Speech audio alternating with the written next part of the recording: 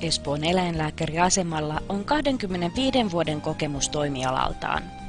Arvoissamme korostuvat ammattitaito ja luottamus ja toiminnassamme ongelman nopea ratkaisu sekä hoito.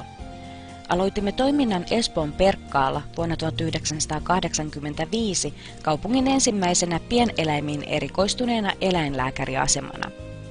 3 päätoimista sekä 1 osa-aikainen eläinlääkärimme yhdessä 4 pieneläinhoitajamme kanssa antavat lemmikillenne parhaan mahdollisen hoidon.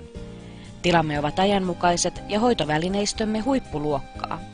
Jokaista toimenpidettä varten on omat erilliset laitteensa ja tilansa, joiden suunnittelussa on huomioitu toimivuus ja helppo desinfioitavuus.